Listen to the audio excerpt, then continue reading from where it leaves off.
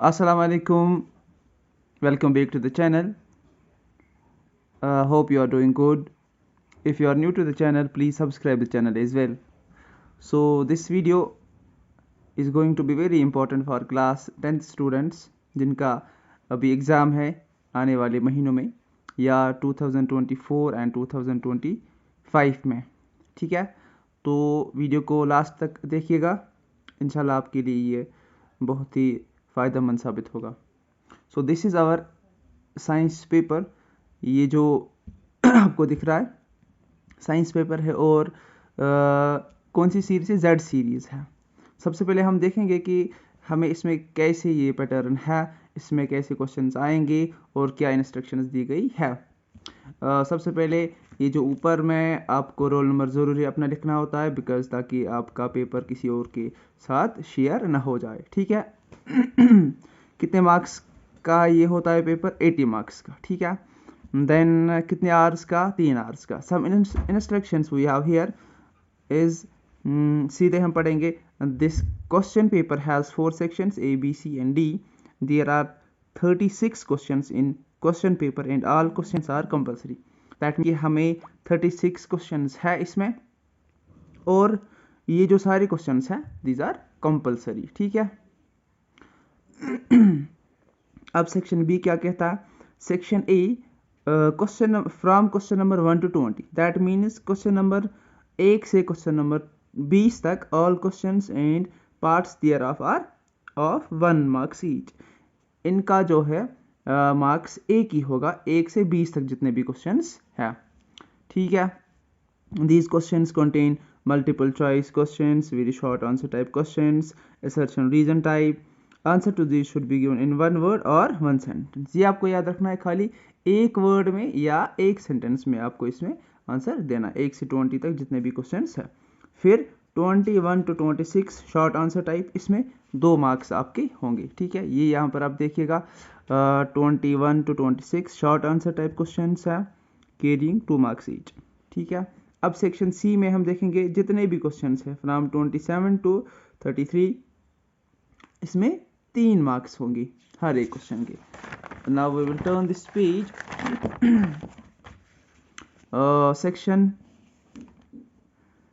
Section D में these are the long answer type questions carrying 5 marks each. कितने? 34 से 36 तक। ठीक है। There is no overall choice, however internal choices have been provided in some questions. That is कि जितने भी questions आपको दिए गए हैं इनमें से आपको चॉइस नहीं है कि आपको 10 क्वेश्चंस में 8 करने हैं या 8 क्वेश्चंस में 6 करने हैं, लेकिन आपको इंटरनल चॉइस दी गई है। दैट मीन्स कि और क्वेश्चंस इसमें बहुत सारे होंगे। और ये वाला इंपॉर्टेंट है, बहुत ही ज़्यादा इंपॉर्टेंट है बायो के सेक्शन के लिए। Whenever necessary neat and properly labelled diagram should be drawn. ठीक है। So let's move towards our first section, that is the section A. पहला क्वेश्चन जो है, याद रखिएगा ये जो सेक्शन है इसमें खाली हमारा एक ही मार्क्स आएगा। ठीक है। हर एक क्वेश्चन के लिए 1 मार्क्स है, हर एक क्वेश्चन के लिए 1 मार्क्स है। So the first question is, name the mirror which can give an erect and diminished image of the object. आपको ये बोलना है कि वो कौन सा मिरर है जो हमें इरेक्ट एंड डिमिनिश्ड इमेज देगा।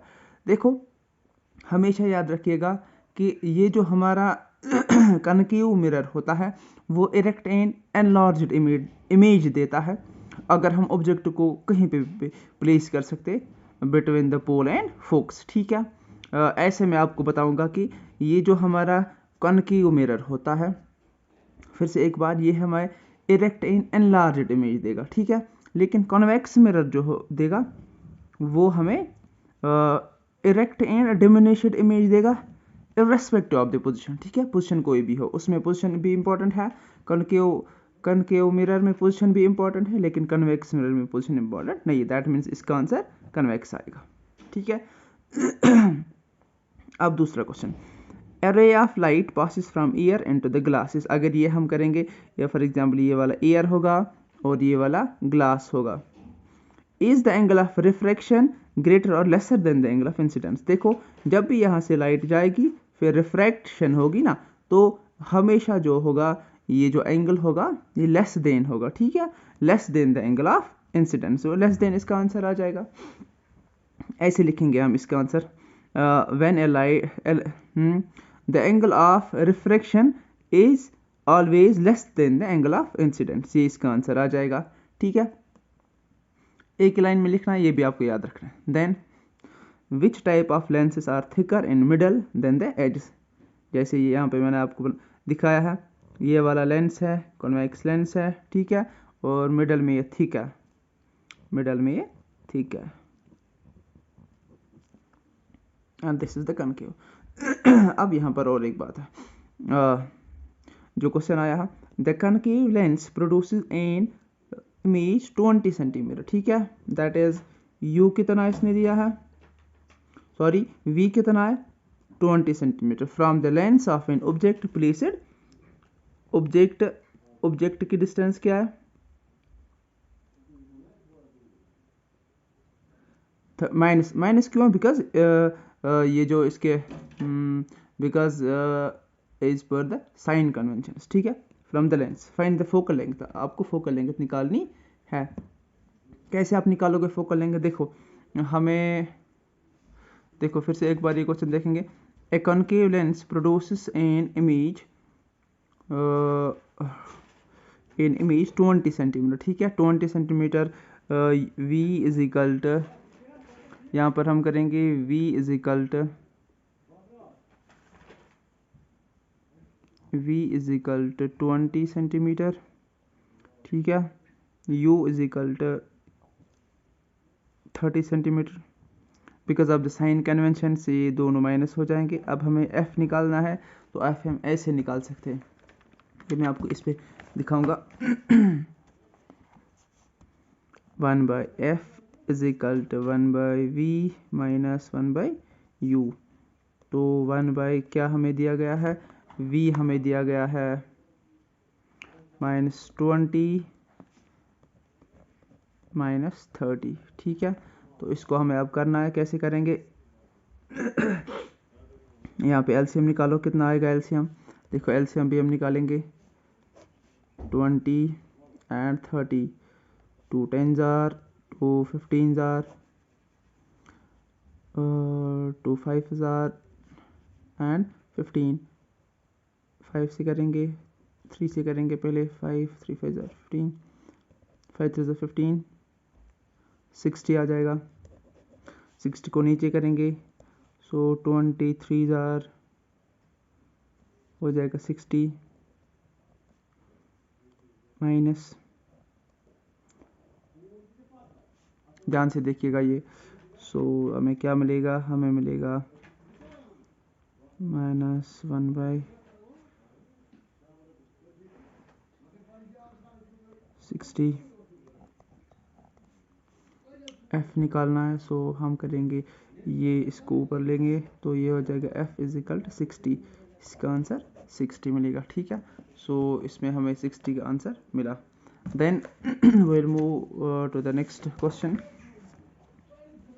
ये वाला क्वेश्चन है, a beam of light falling on a glass prism के नॉट बी, अगर हम किसी भी लाइट को फॉल करेंगे ऑन ए ग्लास प्रिज्म, तो वो क्या नहीं हो सकता, खाली वो फोकस नहीं हो सकता, डिविएट तो हो जाएगा, डिस्पर्स भी हो जाएगा, रिफ्रैक्ट भी हो जाएगा, ठीक है।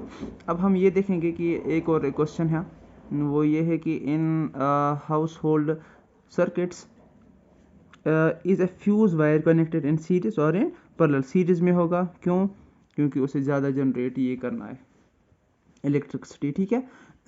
विच type of generator is used eight power stations, कौन सा, एसी करंट, ठीक है, इसमें हमें प्रिंसिपल ऑफ इलेक्ट्रोमैग्नेटिक इंडक्शन आप लोगों ने पढ़ा होगा, तो इसमें ये वाला ये प्रिंसिपल यूज़ हो जाएगा, तो ऐसे हम कह सकते हैं कि इसका जो आंसर है that is AC current.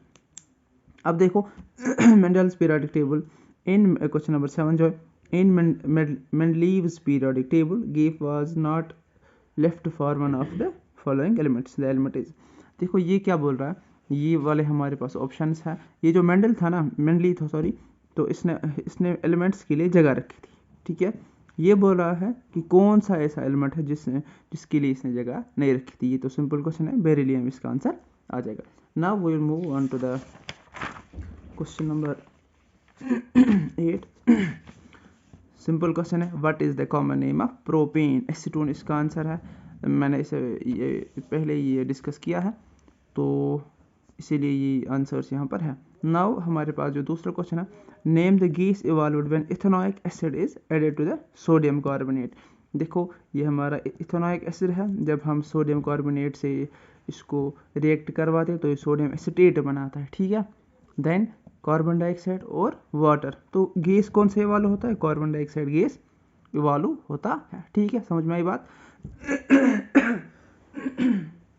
Now question number 9, question number 9 क्या कहता है, the electrons present in the valence shell of a noble gas atom can be, ठीक है। तो आपको पता होना चाहिए कि ये जो वैलेंस शेल इलेक्ट्रॉन्स है, पहले में 2, 8, 8 एंड 18, ठीक है, दिस इज द सीक्वेंस, और हमें यहाँ पर कौन सी सीक्वेंस है, ये वाली, ठीक है। अब ये वाला क्वेश्चन है, the acid produced naturally in our stomach is, acetic acid नहीं होता है, साइट्रिक एसिड नहीं होता है, हाइड्रोक्लोरिक एसिड होता है, स्टमक में होता है, ठीक है, समझ में आई बात। अब question number 11, we will move on to the question number 11, ये है question number 11, in which part of the digestive system is water absorb, ठीक है। वाटर किस में ज़्यादातर एब्जॉर्ब होता है, वाटर ज़्यादातर एब्जॉर्ब होता है हमारे लार्ज इंडस्ट्री में, ठीक है, सिंपल क्वेश्चन है। और ये जो आपके 20 मार्क्स है ना, ये आपको इसमें आने चाहिए बिकॉज कि ये इजी होते हैं। Name the process by which plant parts like root, stem and leaves get oxygen required for the respiration. ये सारी जो प्रोसेस है ये फोटोसिंथेसिस में होती है, लेकिन किसकी वजह से होता है, बिकॉज ऑफ द डिफ्यूजन, याद रखिएगा, इसमें डिफ्यूजन आंसर है, फोटोसिंथेसिस आंसर नहीं है। Now question number 13, question number 13 क्या है, what are the male sex cells in humans called, assertion reasoning का क्वेश्चन है। देखो ये क्या कहता है, ध्यान से पढ़िएगा, from question number 14 to 16 two statements assertion and reasoning are given, select the correct answer from codes A, B, C and D। A B C पहले हमें देखना है A B C क्या है, देखो ये वाला A है, ये वाला B है, ये वाला C है, ये वाला D है। If both A and R are true and R is the correct explanation of the assertion, अगर दोनों ही ऑप्शंस ठीक है और R इसका जो है करेक्ट एक्सप्लेनेशन है, देन A इसका आंसर है। Both A and R are true, both A and R ठीक है, लेकिन R is not the correct explanation, then B ठीक है। अगर R ट्रू है, सॉरी A ट्रू है, R फॉल्स है, देन C इसका आंसर है। A is false but R is true, तो ये भी इसका आंसर हो सकता है, डिपेंड्स ऑन क्वेश्चन क्या है। देखो यहाँ पर हमारा पहला जो असर्शन है वो है स्पोर्स आर यूनिसेलुलर बॉडीज, ठीक है, ये वाला ठीक है। The parent body simply breaks up into smaller piece on maturation, नहीं, स्पोर्स में तो स्पोर जनरेट होते हैं, दैट मीन्स कि ए वाला ठीक है और आर वाला फॉल्स है, इसमें सी वाला इसका आंसर आ जाएगा। we'll move on to the next assertion in reasoning part, so this is the देखो assertion का ये वाला पार्ट जो है, natural resources need to be used carefully, ठीक है, हाँ पता है, resources are finite in supply and human population is in tremendously increasing, ठीक है, मेरे ख्याल से ये इसकी करेक्ट एक्सप्लेनेशन है, तो इसका जो आंसर होगा वो ए होगा। क्यों ए होगा, बिकॉज यहाँ पर आप देखिएगा ये जो ए है ना, both A and R are true and R is the correct explanation of assertion, तो इसका आंसर ए होगा। ये आपको देखना है कि मैं ठीक आंसर लिख रहा हूँ या लिख रही हूँ या गलत। अब the sex of a child is determined by the mother, ठीक है, हाँ है नहीं है, बिकॉज मदर के पास जो होता है उसके पास सिमिलर काइंड ऑफ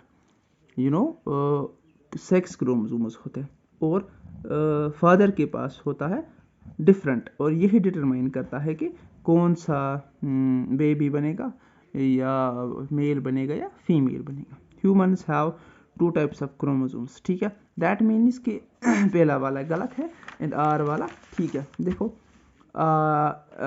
ये वाला इसका आंसर है, A is false and R is true. Now will move on to the question number 17। So ये क्या कहता है, read the following passage and answer any 4 questions. ठीक है, ये पैसेज दी गई है, all the electric heating appliances have a heating element which helps in the converting most of the electrical energy into heat energy। ठीक है, ये इसने वहाँ से पैसेज दिए और इससे हमें ऑब्जेक्टिव्स का आंसर देना।